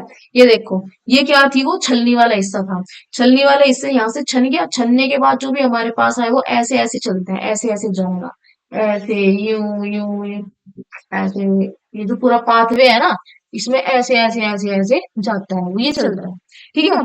अब ये जो ऐसे ऐसे जा रहा है, यहाँ पे जहां जाता, मैंने तुम्हें बना के दिखाई, यहाँ तक, यहाँ तक, इतने हिस्से तक क्या होगा, जो भी उसके अंदर काम की चीज होगी हमारी बॉडी क्या करेगी, उसे एब्जॉर्ब कर लेगी। काम की चीज बोले तो अगर उसके अंदर ग्लूकोज हुआ तो ये ग्लूकोज उसे एब्जॉर्ब कर लेंगे, ये नेफ्रॉन उसके अंदर से ग्लूकोज एब्जॉर्ब कर लेंगे। उसके अंदर अमीनो एसिड हुआ उसे एब्जॉर्ब कर लेंगे, पानी वगैरह हुआ वो भी एब्जॉर्ब हो जाएगा। तो इस प्रोसेस को बोलते हैं सेलेक्टिव रीअब्जॉर्प्शन। और वो मेनली कौन से पार्ट में होता है, मोस्ट, अगर ऑप्शन दे दिए चार उसने और उसमें ऐसे दे दिया पीसीटी, डीसीटी और लूप ऑफ हेनली, ये दे दिया, तो सबसे ज्यादा रीअब्जॉर्प्शन कहाँ होता है, पीसीटी के अंदर होता है, मैक्सिमम रीअब्जॉर्प्शन। मैक्सिमम चीज को जो पीता है, वो सोखता है, वो इस वाले हिस्से में सोखता है, इस वाले हिस्से में, ये जो दिख रही है तुम्हें, इसके अंदर सबसे ज्यादा। बाकी होता इसमें भी है, ये loop of Henle, loop of Henle इसकी यू शेप स्ट्रक्चर है, इसलिए इसका नाम लूप ऑफ हेनले रख दिया। ये क्या होता है, इतना इतना ही है हमारा डीसीटी, ये है इतना हमारा डीसीटी, ये रेड रेड जो दिख रहा है। तो ये इन दोनों के अंदर भी एब्जॉर्प्शन होता है, यहाँ तक कि कलेक्टिंग डक्ट में भी रीएब्जॉर्प्शन होता है, लेकिन सबसे ज्यादा पीसीटी के अंदर होता है, इस शुरुआत वाले इलाके में सबसे ज्यादा होता है। समझ आए, ये है इसके अंदर। अब इसमें क्या है, यहाँ ये देखो कहाँ कहाँ पे किस चीज का रीएब्जॉर्प्शन हो रहा है। पीसीटी के अंदर ग्लूकोज को एब्जॉर्ब किया जाता है, अगर उस फिल्ट्रेट में ग्लूकोज देखने को मिला तो उसे वहीं पे सोख लेंगे। अमीनो एसिड को, सोल्ट को, वाटर को, इन सबको पीसीटी के अंदर एब्जॉर्ब किया जाता है। पीसीटी में सबसे ज्यादा चीजों को एब्जॉर्ब किया जा रहा है, इसलिए पीसीटी को हम बोलते हैं कि पीसीटी में रीएब्जॉर्प्शन सबसे ज्यादा होता है, क्योंकि इसके अंदर glucose, amino acid, salt, water, चार चार चीजों को एब्जॉर्ब करती है पीसीटी। इसलिए it's the area of maximum reabsorption and that is also selective reabsorption, ठीक। फिर लूप ऑफ हेनले के अंदर ये दो चीजें एब्जॉर्ब होती हैं, डीसीटी के अंदर दो चीज एब्जॉर्ब होते हैं, कलेक्टिंग डक्ट के अंदर तो सिर्फ पानी पानी एब्जॉर्ब होता है, क्योंकि ये सारी चीजें पहले हो जाती हैं, तो लास्ट में बचता है सिर्फ पानी। तो उस पानी को हमारी कलेक्टिंग डक्ट रीअब्जॉर्ब कर लेगी, मतलब सोख लेती है, ठीक है। अब क्या है हमारा एक हार्मोन एडीएच। एडीएच हमारी बॉडी में होता है भाई एडीएच, एंटी डायूरेटिक हार्मोन। इस हार्मोन को निकालती है हमारी किडनी। इस हार्मोन का काम क्या है, सबसे पहले एनडीए में पूछे जाने वाला क्वेश्चन है। अब हमारे पास क्या है, दो टर्म होती है, एक तो होती है हमारा डाइल्यूट, दूसरी टर्म होती है कंसंट्रेटेड। कंसंट्रेटेड डाइल्यूट, दो टर्म है। डाइल्यूट का मतलब होता है कि जब किसी चीज के अंदर पानी की मात्रा, पानी की कंसंट्रेशन हो, पानी की मात्रा ऐसे याद रखो, पानी जब किसी के अंदर ज्यादा होगा तो उसे हम क्या बोलते हैं, डाइल्यूट। अगर पानी किसी के अंदर कम होगा तो उसे हम क्या बोलते हैं, कंसंट्रेटेड। ये दो टर्म होती है, ठीक है। अब हमारी एडीएच का काम क्या है, साफ साफ लिखा है, यूरिन को कंसंट्रेटेड करना, मतलब यूरिन के अंदर से पानी को हटाना, ठीक है। पूरी तरह नहीं हटाता, लेकिन काफी हद तक कम कर देना। यूरिन को कंसंट्रेट करने का मतलब है यूरिन के अंदर पानी की लेवल कम कर देना, ये होता है हमारे एडीएच का काम, ठीक है। अगर यूरिन के अंदर से पानी की लेवल कम कर दूं, कैसे कम करूंगी मैं पानी की लेवल, तुम खुद सोचो। हमारी जो वो है, हमारा नेफ्रॉन है इस तरह से कप जैसे स्ट्रक्चर, फिर ऐसे ऐसे ऐसे ऐसे घूम के ऐसे हमारा नेफ्रॉन बनता है। मुझे इसके अंदर से पानी कम करना है, तो मेरे पास कौन सा 3 स्टेप पड़े हैं हमने, कौन सा स्टेप मेरी मदद करेगा? मेरी मदद जो करेगा वो करेगा रीएब्जॉर्प्शन वाला स्टेप। मुझे इसके अंदर से जो यूरिन है उसके अंदर उसे कंसंट्रेट करना है, इसका मतलब मुझे यूरिन के अंदर से जितना भी पानी है, ये ज्यादातर पानी मुझे रीअब्सॉर्ब करना पड़ेगा, तब जाके जो यूरिन होगा वो कंसंट्रेटेड होगा। ठीक, इसमें एक डायरेक्ट प्रोपोर्शन का फॉर्मूला है, concentration of ADH is directly proportional to concentration of urine. मतलब जितनी ज्यादा एडीएच की मात्रा होगी, ठीक है, मेरा जो यूरिन होगा वो उतना ही ज्यादा घना होगा, उतना ही ज्यादा मतलब उतना ही उसके अंदर पानी क्या होगा, कम होगा।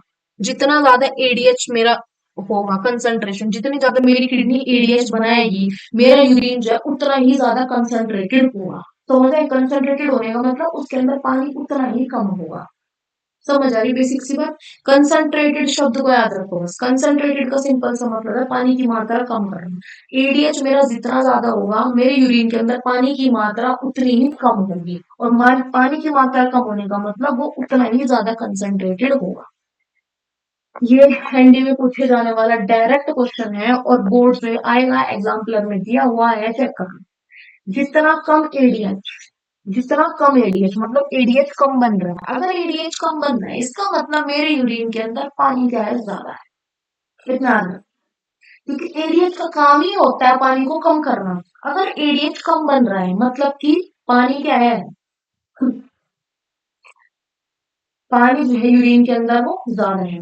अगर मेरा एडीएच ज्यादा है, इसका मतलब क्या है, अगर मेरे एडीएच की कंसंट्रेशन ज्यादा, इसका मतलब मेरे यूरिन के अंदर से जो है ज्यादातर पानी एब्जॉर्ब हो गया, मतलब मेरा यूरिन भी कंसंट्रेटेड हो गया। समझ आई? मुझे पता है कंफ्यूजिंग है, बस दो दो टर्म याद रख लो, सिंपल सी बात। एक तो है जी एडीएच, एडीएच और कंसंट्रेटेड, ये दो टर्म याद रख लो। कंसंट्रेटेड, बस अब तुम्हें क्या करना है, क्वेश्चन आया ये ऐसे लिख लो पहले तो एक डब्बा बना के, फिर सोचो क्वेश्चन में क्या दिया है।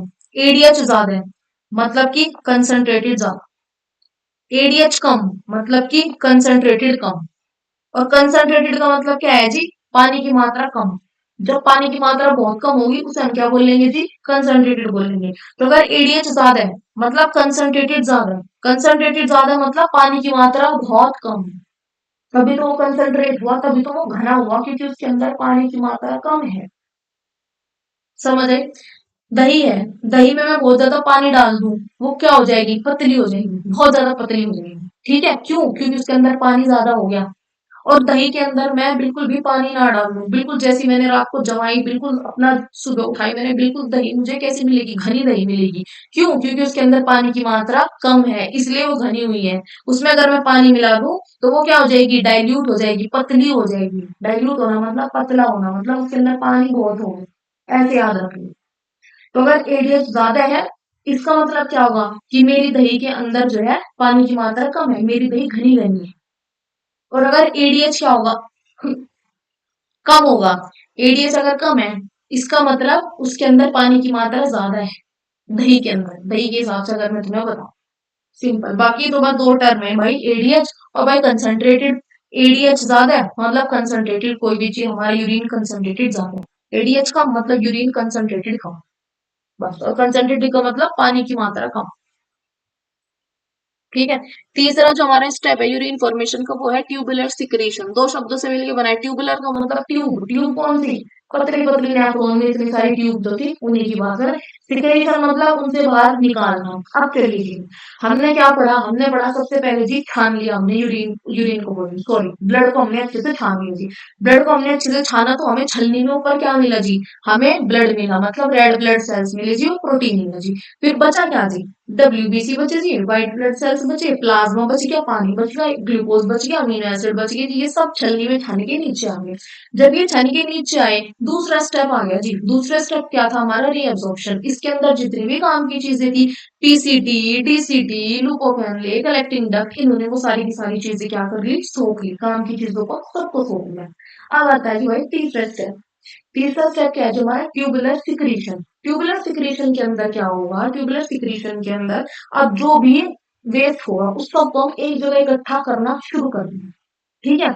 जो भी हार्मफुल सब्सटेंस हुआ, जैसे कि हमारे हाइड्रोजन आयन, पोटेशियम आयन, या किसी ने कोई दवाई खाई, हमने मान लो जो कोई बीमार है उसने कोई मेडिसिन खाई, अब मैंने कोई मेडिसिन खा ली, दवाई खा ली मैंने, उस दवाई के अंदर जो काम की चीज होगी वो मेरी बॉडी में दवाई उस जगह के काम कर देगी, पर उसके अंदर कुछ ना कुछ वेस्ट भी तो होगा ना कुछ तो कूड़ा करकट होगा उस दवाई के अंदर जो मेरी बॉडी को नहीं चाहिए, तो मुझे वो चीज भी तो बाहर निकालनी पड़ेगी अपनी बॉडी से। तो वो चीज कैसे निकलती है बाहर, वो यूरिन की फॉर्म में निकलती है बाहर। ठीक है, वो यूरिन में, जैसे किसी को वो होते हैं पथरी हुई, किसी को स्टोन्स हुए ब्लैडर में, किडनी के अंदर स्टोन्स हुए, तो स्टोन्स कैसे निकलते हैं बॉडी के बाहर। तो अगर किसी को होता है गॉल ब्लैडर में स्टोन, गॉल ब्लैडर में स्टोन कम से कैसे निकालेंगे, डायरेक्ट ऑपरेशन, उसमें कोई भी दूसरा तरीका होगा। फिर अगर किसी को किडनी के अंदर स्टोन्स हो गए, तो किडनी के अंदर स्टोन मतलब ब्लैडर के अंदर स्टोन, जो यूरिनरी ब्लैडर है उसके अंदर स्टोन्स होते हैं, उन्हें हमें बॉडी से बाहर निकालना है। वो कैसे निकलेंगे, वो यूरिन के थ्रू ही बाहर निकलेंगे। तो वो भी क्या है, एक वेस्ट है, वो यूरिन के थ्रू बाहर निकलता है। कई बार उन स्टोन का साइज इतना बड़ा होता है कि वो क्या करेंगे, यूरिन के रास्ते को ब्लॉक कर देंगे, मतलब यूरिथ्रा में जाके फंस जाएंगे। यूरिथ्रा जो छोटा सा ढक्कन था जिसमें कोई यूरिन बाहर निकलेगा, वहां फंस जाएंगे, जिसकी वजह से यूरिन भी नहीं आ पा रहा और ये खुद भी नहीं आ रहा, इसने रास्ता ही ब्लॉक कर दिया। ठीक है, तो ऐसा केस होता है। तो अब ट्यूबुलर सिक्रीशन में क्या होता है, ट्यूबुलर सिक्रीशन में हमारा नेफ्रॉन अपने क्या करता है, दोबारा से स्कैनिंग शुरू करेगा। स्कैन करता है, देखता है कहाँ कहाँ वेस्ट है, अच्छा यहाँ पे मेडिसिन ली गई है, इस वाले वेस्ट को उठा लो, अच्छा यहाँ पे एच पॉजिटिव आयन है, ये उठा लो, यहाँ पे ये वाला सोल्ट बेकार है, इसे उठा लो, सबको एक जगह इकट्ठा कर ले। ठीक है, ट्यूबुलर सिक्रीशन का मेन मकसद होता है जो हमारी किडनी है उसमें पीएच सही होनी चाहिए। क्योंकि मैंने पहले भी बताया था, अगर बॉडी की पीएच गड़बड़ाई, ब्लड की पीएच गड़बड़ाई, या किसी भी पार्ट की पीएच अगर गड़बड़ाई, तो भैया इंसान टाइम बोल सकता है। पीएच इतनी इंपॉर्टेंट होती है हमारी बॉडी के लिए।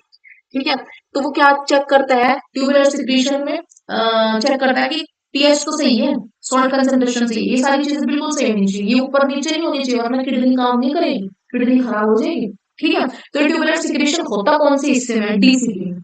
डीसीटी मेन पार्ट है, जैसे कि रीअब्जॉर्प्शन मेन कहाँ पे होता है, पीसीटी में, उसी तरह से ट्यूबुलर सिक्रीशन मेन कहाँ पे होता है जी, डीसीटी में होता है जी। ठीक है, अब रीअब्जॉर्प्शन हो गया, ट्यूबुलर सिक्रीशन हो गया, उसके बाद जो कुछ भी बचता है उसे वो कहलाते हैं हम यूरिन, वो होता है हमारा यूरिन।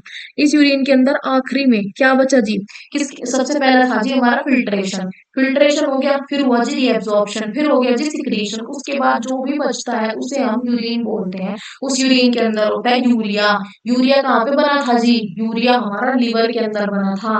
प्रोटीन थे, प्रोटीन टूटे थे, टूटने के बाद प्रोटीन वो जो माला थी, वो माला टूटी थी, उसके बाद उसने क्या बनाया था, अमोनिया बनाया था। अमोनिया होता है जी जहरीला।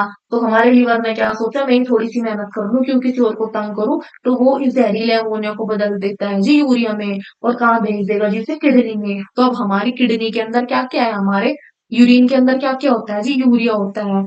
फालतू का जो पानी होगा बॉडी में वो होगा, जितना पानी हमारे शरीर को चाहिए उतना पानी हम, हमारी जो पीसीटी है, डीसीटी है, वो रीअब्सॉर्ब कर लेगी, दोबारा सोख लेगी। बाकी का जो पानी बचता है कि हाँ नहीं हमें ये इतना ही चाहिए, वो सब ले लेंगी। बाकी फालतू के पानी को वो आगे भेज देंगी, कहाँ पे, कलेक्टिंग डक्ट के अंदर भेज देती हैं, कलेक्टिंग डक्ट के अंदर, जो सबसे आखिरी वाली लंबी सी ट्यूब थी उसके अंदर। और फालतू के जो सॉल्ट्स जो बॉडी में नहीं चाहिए उन सबको भी वहां पे भेज देंगी। तो ये होता है हमारा यूरिन। तो अगर क्वेश्चन आता है कि कॉम्पोजिशन ऑफ यूरिन बताओ, तो यूरिन की जो कॉम्पोजिशन होती है वो क्या होती है, urea, excess of salts and excess of water, ये होती है हमारी यूरिन की कॉम्पोजिशन। ठीक है, this is the composition of urine. याद रखना, भूलना नहीं है, क्या क्या होता है इसमें, urea, excess of salts and excess of water, this is our urine composition. ठीक है, उसके बाद आता है हमारा ये फ्लो चार्ट है, सिंपल है, सिंपल से फ्लो चार्ट है, कैसी चीजें काम करती हैं। सबसे पहले हमने पढ़ा ग्लोमेरुलस, ग्लोमेरुलस कैसा था, ऐसे ट्यूब जैसे स्ट्रक्चर था। ग्लोमेरुलस के बाद आती है जी यहाँ पे पीसीटी, पीसीटी के बाद ये ऐसे आती है लूपोफेनिनी, फिर आती है जी हमारी डीसीटी, और लास्ट में क्या आती है जी हमारी, ऐसे कलेक्टिंग डक्ट। ये कलेक्टिंग डक्ट होती है हमारी। ये हमारा पूरे नेफ्रॉन का स्ट्रक्चर, पूरे को पूरा नेफ्रॉन का हमारा स्ट्रक्चर। ऐसे ऐसे फ्लो करता है हमारा यूरिन, ये हमारा ब्लड। ठीक है, उसके बाद दूसरा तरीका क्या होता है कि सबसे पहले जो हमारा ब्लड था वो हार्ट में था, हमने कहा हार्ट और किडनी जो है जुड़ी हुई है। सबसे पहले ब्लड हार्ट में था, हार्ट से वो कहाँ पे आया, एओर्टा, एओर्टा हमने पढ़ा था ना, एओर्टा से कहाँ पे आता है वो, रेनल आर्टरी। रेनल शब्द का मतलब क्या होता है, किडनी।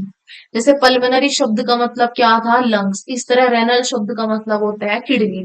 रेनल आर्टरी मतलब वो आर्टरी जो कि हमारे दिल से और किडनी तक को जोड़ती है, जो हमारे दिल से किडनी को जोड़ती है, उस आर्टरी को बोलते हैं हम रेनल आर्टरी।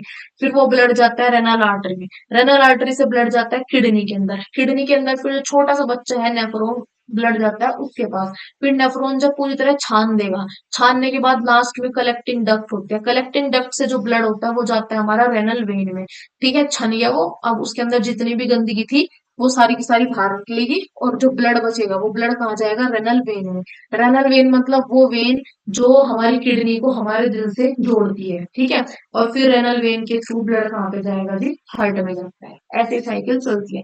ये याद रखना चाहो तो याद रख लो। इसका सिंपल सा मतलब ये है कि ये भाई हमारे हार्ट था, हार्ट की एओर्टा था, एओर्टा था, एओर्टा से ब्लड कहाँ पे जाता है जी हमारा, उसके अंदर रेनल आर्टरी के अंदर, रेनल आर्टरी से कहाँ पे जाएगा, किडनी के अंदर, किडनी से कहाँ पे जाएगा, नेफ्रॉन के अंदर, फिर नेफ्रॉन से ब्लड छन जाएगा, छनने के बाद जितना भी वेस्ट था वो सब यूरिनरी ब्लैडर पूरी तरह से बाहर निकल जाएगा। छनने के बाद जो छिलने में ऊपर वो रेड ब्लड सेल्स रह गए थे, वो वाले रेड ब्लड सेल्स जाते हैं रेनल वेन में, और रेनल वेन से फिर दोबारा से वो हार्ट में जाएंगे। ऐसे चलेगा। ये वाला का तुम्हें याद रखना है, रख लो, नहीं रखना तो मत रखो, कोई दिक्कत नहीं, ऊपर वाला से याद है बस, वो पार्ट याद होनी चाहिए। फिर रेनल आर्टरी क्या होती है, वो आर्टरी जो ब्लड को क्या लेके आती है, किडनी में लेके आती है ब्लड को। रेनल वेन क्या करती है, ब्लड को साफ करके कहाँ ले जाती है, किडनी से दूर, मतलब कि हार्ट के पास लेके जाती है। सिंपल। फिर ये वही है कि ह्यूमन के अंदर जो कूड़ा करकट निकलता है वो नाइट्रोजन की फॉर्म में होता है, नाइट्रोजनस वेस्ट होता है, जैसे कि यूरिया। यूरिया बनता कहाँ पे है, लिवर के अंदर बनता है, अमोनिया से यूरिया बदला जाता है, क्योंकि अमोनिया खतरनाक होता है। और तो हमारा लीवर क्या करता है, बोलता है कि तुम टेंशन ना लो, ये बहुत जहरीला सामान है, मैं इसे खुद देख लूंगा, तो वो अमोनिया को यूरिया में कन्वर्ट कर देगा, और फिर वो यूरिया हमारी किडनी में आ जाता है, और किडनी हमारी उसे बॉडी के बाहर फेंक देती है। ठीक, ये इस तरह का स्ट्रक्चर होता है। अब ये जो स्ट्रक्चर देखने को मिल रहा है यहाँ पे, ये जो है ना, ये हमारी वेना कावा है, मतलब कि वो है हमारी रेनल आर्टरी। हार्ट था, हार्ट से रेनल आर्टरी के थ्रू ब्लड आता है, किडनी के अंदर घुसेगा, किडनी के अंदर नेफ्रॉन है, उस नेफ्रॉन के अंदर जाएगा, फिर वहां पे क्या हो जाएगा, छन जाएगा, छनने के बाद जो भी वेस्ट था वो ऐसे बाहर आएगा सारा का सारा, कलेक्टिंग डक्ट से ऐसे यूरिटर में, यूरिटर से फिर यहाँ स्टोर हो जाएगा, और फिर बॉडी के बाहर निकल जाएगा। अब जो चीज छनी थी यहाँ पे जो चीज छनी थी, वो चीज छनने के बाद कहाँ चली जाएगी, इस रेड वाली ट्यूब में हो जाएगी, और दोबारा से ऊपर हमारा जो हार्ट है, हार्ट में पहुंच जाएगी। ऐसे होता है। इधर से भी छन के गंदगी नीचे आई, इधर से भी छन के गंदगी नीचे आई, जो भी हमारा ब्लड छलनी में ऊपर रह गया था वो वापस कहाँ चला जाता है, हार्ट के पास चला जाता है, इन दोनों ट्यूब से। इस वाली ट्यूब से जाता है हार्ट के पास, और इस वाली से आता है किडनी के पास। ब्लू वाली कहाँ लाती है ब्लड को, ब्लू मतलब गंदा ब्लड, गंदा ब्लड आता है यहाँ पे। और ये क्या करता है, जो रेड वाली ट्यूब है, साफ ब्लड को हार्ट के पास लेके जाता है। बस इतना याद रखो। ये हमारा पूरा नेफ्रॉन, ये कहाँ पे है, ये किडनी का बच्चा है, बिल्कुल किडनी के अंदर प्रेजेंट है। ऐसे ब्लड छनता है, छनने के बाद जो भी फिल्ट्रेट है वो इसमें नीचे ऐसे चलना शुरू हो जाएगा, ग्रीन ग्रीन एरो दिख रहे होंगे। और जो छन के ऊपर बचता है, ये क्या होता है, हमारा प्रोटीन होते हैं, प्लस इसमें और क्या होता है हमारा, प्रोटीन के साथ साथ रेड ब्लड सेल्स भी होते हैं। ये जब छन जाते हैं तो ये छनने के बाद कहाँ जाते हैं, हार्ट में चले जाते हैं। सिंपल समझ आए, यहाँ पे छनते ही ये एकदम से हार्ट में चले जाते हैं, हार्ट के पास। और हार्ट में लेके कौन जाता है, ये इसको, इसको हार्ट में लेके जाता है भैया हमारा रेनल वेन। कौन, रेनल वेन। और हार्ट से किडनी तक कौन लेके आता है, हार्ट से किडनी तक, यहाँ तक, यहाँ तक कौन लेके आया जी, रेनल आर्टरी लेके आए जी, रेनल आर्टरी। हार्ट से किडनी तक लेके आई थी जी रेनल आर्टरी, और दूर कौन लेके गई जी, रेनल वेन लेके गई। समझ आई। बस फिर हमारा आखिरी टॉपिक जो कि हमारा आर्टिफिशियल किडनी हीमोडायलिसिस। ये बेसिकली जब किसी की किडनी बिल्कुल काम करना बंद कर देती है, किडनी खराब हो जाती है, उस टाइम पे हमें क्या करना पड़ता है, उसका डायलिसिस कराना पड़ता है। डायलिसिस होता क्या है, डायलिसिस में क्या होता है, जैसे हमारी नॉर्मल किडनी काम कर रही है, नॉर्मल किडनी क्या काम कर रही है, पूरी हमारी उसमें ब्लड में जितनी भी गंदगी है उस सबको एक जगह इकट्ठा करना और बॉडी के बाहर फेंकना किडनी का काम है। किडनी ने, अब पेशेंट की किडनी जो है उसने कर दिया काम करना बंद, बिल्कुल पूरी तरह खत्म, तो हमें क्या करना पड़ेगा, उस आर्टिफिशियल किडनी पे ट्रांसफर करना पड़ेगा। इसमें क्या होता है, मरीज को रोज हॉस्पिटल जाना पड़ेगा, उसके ब्लड के अंदर जितनी भी गंदगी है, जैसे कि कौन कौन सी थी हमारी, यूरिया की कंपोजिशन क्या थी, सॉरी, यूरिन की composition, urea, axis water, axis salt, toxin, ये सारी चीजों को हम आर्टिफिशियल तरीके से उसकी बॉडी के बाहर निकालते हैं। इसमें क्या होता है, सबसे पहले पेशेंट को लिटाया जाएगा, ठीक है, उसके उसे लिटाया जाता है। पेशेंट में क्या किया जाएगा, यहाँ पे जो ये हाथ है, हाथ में अगर हम यहाँ देखें, यहाँ पे क्या होती है, एक आर्टरी होती है, एक वेन होती है, दो पाइप लगाए जाते हैं। आर्टरी वाले पाइप से क्या होता है, ब्लड ऐसे निकलता है, और यहाँ पे पाइप लगाया जाएगा, उस पाइप से उसकी बॉडी के अंदर से ब्लड को निकाला जाता है। ब्लड को निकालेंगे, निकालने के बाद उस ब्लड को ले जाया जाता है एक डायलाइजिंग फ्लूइड के अंदर। वो डायलाइजिंग फ्लूइड बिल्कुल सेम ऐसी कंपोजिशन का होता है जैसे हमारी बॉडी के अंदर हमारी किडनी का फ्लूइड होता है, बिल्कुल उसी तरह का होता है। हमारा खून उस फ्लूइड के अंदर जाता है, उस फ्लूइड के अंदर फिर हमारा खून, सॉरी, तो हमारा खून कहाँ जा रहा है, उस फ्लूइड के अंदर जाता है, हमारा खून जा रहा है उस फ्लूइड के अंदर, ठीक है, ऐसे उस पाइप में वो फ्लूइड खून के अंदर, उसके अंदर गया, फ्लूइड के अंदर हमारा ब्लड। फिर ये क्या करता है, फ्लूइड इस हमारे ब्लड में जितनी भी गंदगी है उन सबको अलग निकाल लेगा, और इसको बिल्कुल क्लीन करके फिर यहाँ पे दो पाइप जुड़े हैं ना, दूसरे पाइप से वो जो हमारा ब्लड है वो अच्छे वाला ब्लड बॉडी के अंदर चला जाता है। ऐसे गोल गोल साइकिल चलती रहती है। समझ आई। अब इसमें क्या है, सबसे पहले पेशेंट का ब्लड निकालते हैं हम कहाँ से, आर्टरी से। आर्टरी मतलब कि एक ऐसी यहाँ पे ट्यूब लगा देते हैं, ऐसे इस तरह की ट्यूब होती है, दो पाइप लगते हैं, ऐसे बिल्कुल बगल बगल में दो पाइप लगते हैं। एक पाइप को बोलते हैं आर्टरी, दूसरे को बोलते हैं वेन, ठीक है। ये जो पाइप आर्टरी, इस आर्टरी से खून बाहर निकाला जाता है, ठीक है। उस खून को किस में डालते हैं, फिर डायलाइजर में डालते हैं। डायलाइजर हमारी किडनी होती है, आर्टिफिशियल किडनी, ठीक है। इस डायलाइजर के अंदर क्या होगी, सेमी परमिएबल मेम्ब्रेन होती है। सेमी परमिएबल मेम्ब्रेन क्यों होती है, ताकि खून को और उसके अंदर जो गंदगी है उसे छान सके, छलनी की तरह की होती है, बिल्कुल बिल्कुल जैसे हमारी किडनी के अंदर थी उसी तरह की होती है। बस फर्क क्या है, वहां पे ग्लोमेरुलस था और यहाँ सेमी परमिएबल मेम्ब्रेन लगा दी, पर काम दोनों का एक ही है, छानना, छलनी की तरह होती है। अब जो भी हमारे खून के अंदर गंदगी होगी, जैसे कि यूरिया, सॉल्ट हो गया, एक्स्ट्रा वाटर हो गया, वो सब की सब गंदगी क्या होगी, उस डायलिसिंग फ्लूइड के अंदर चली जाएगी। डायलिसिंग फ्लूइड के अंदर चली जाएगी। डायलिसिंग फ्लूइड वो सारी गंदगी को क्या करेगा, अपने पास निकाल लेगा और खून को कर देगा बिल्कुल साफ। फिर जो इधर बिल्कुल इस वाले पाइप के साइड में दूसरी पाइप लगी थी, उस पाइप के जरिए सारा का सारा खून हमारी नस में अंदर, मतलब इधर वेन से ट्रांसफर कर दिया जाता है बॉडी के अंदर। ऐसे होता है काम, ठीक है। सिंपल सी बात है, कैसे हो भैया, दो पाइप लगी थी हाथ में ऐसी, ठीक है। इस वाली पाइप जो थी, इस वाली पाइप का काम था खून को बाहर निकालना, इस फ्लूइड के अंदर डालना, यहाँ पे खून बिल्कुल पूरा साफ हो जाएगा। फिर वो खून क्या होगा, दूसरी पाइप से बॉडी के बाहर घुस जाएगा, बस बॉडी के अंदर घुस जाएगा, ऐसे, समझे। दो पाइप है, इस पाइप से खून बाहर आता है, उस टैंक के अंदर डाला जाता है, उसके बाद दूसरे पाइप से खून को बॉडी के अंदर दोबारा डाल देते हैं साफ करके, बस इतना है। ऐसे चलता है डायलिसिस। ये कराना रोज पड़ता है, बहुत सर दर्द का प्रोसेस होता है, ऐसे नहीं कि 2 मिनट में 4 मिनट में हो जाएगा, घंटों लगते हैं इसे करने में, क्योंकि हमें 180 लीटर खून को छानना है। इसलिए इतने नेफ्रोन की जरूरत पड़ रही थी, क्योंकि हमें रोज हमारी बॉडी 180 लीटर खून को छानती है। 1 लीटर छानने में ऐसी तैसी हो जाए, यहाँ 180 छन रहा है 24 घंटे के अंदर अंदर, ठीक है। और गजब की बात तो क्या है कि 180 लीटर छन रहा है, उसमें से सिर्फ 1 या 2 लीटर ही हम यूरिन, पेशाब की फॉर्म में बाहर निकालने हैं बॉडी से। बाकी जो 178 से 179 लीटर तक का खून है वो सारा का सारा रिएब्सॉर्ब हो रहा है भाई,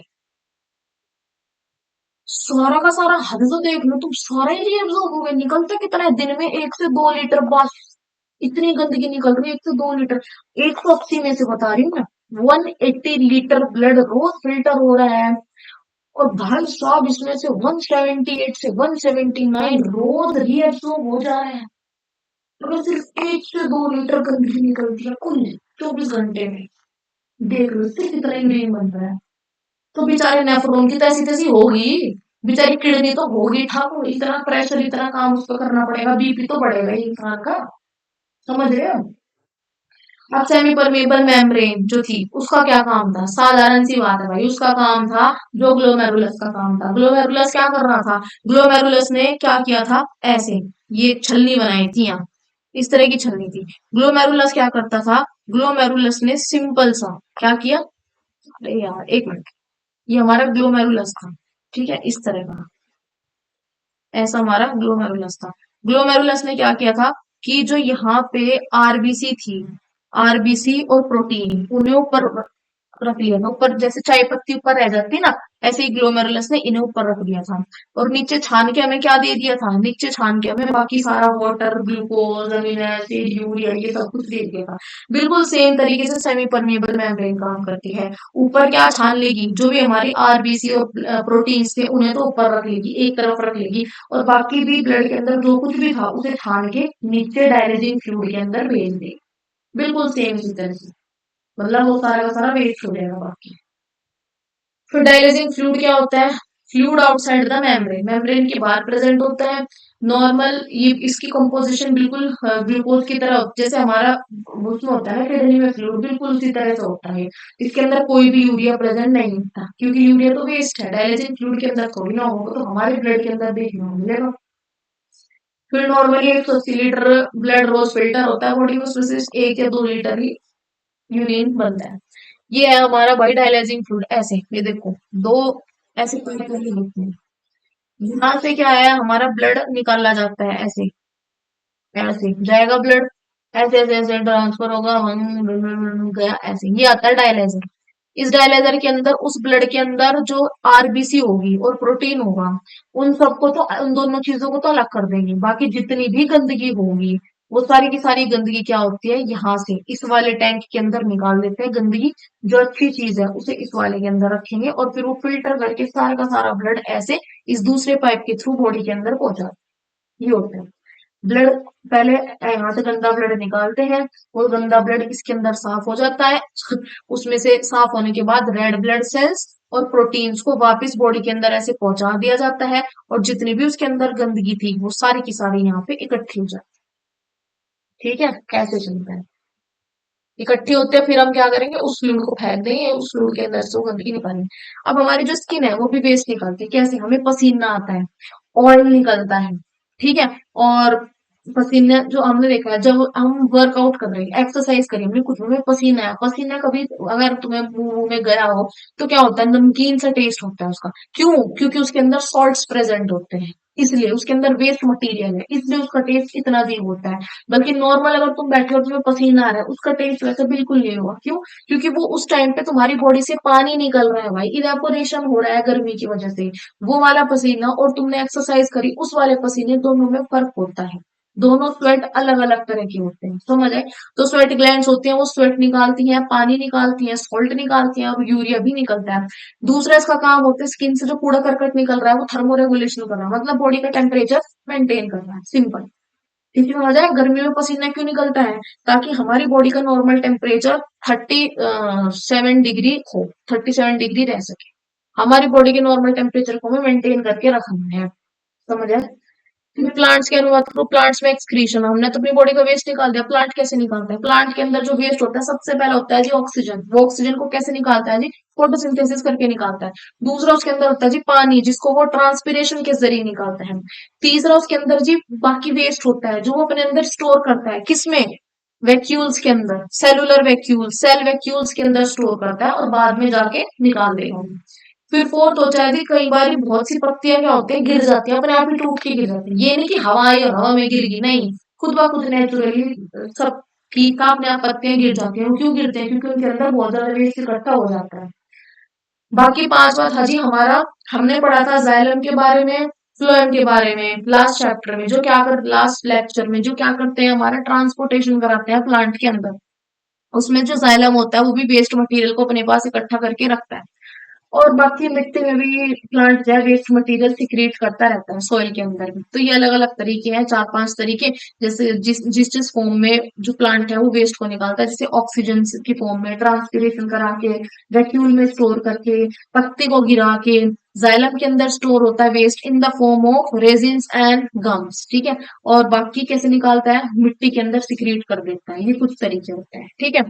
ये था हमारा प्लांट में। उसके बाद ये हमारा आता है भाई एक्सक्रीशन का एक माइंड मैप, जिसमें बिल्कुल सारे टॉपिक्स कवर किए गए हैं। एक्सक्रीशन होता क्या है, किस किस फॉर्म में वेस्ट निकलता है ह्यूमंस के अंदर।